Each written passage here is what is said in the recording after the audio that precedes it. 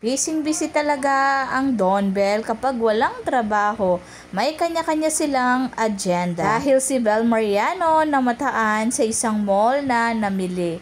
At si Donnie naman ay pinuntahan na event kasama ang kanyang pinsan. At pinuri ang ganda ni Bel Mariano na hindi nakakasawa.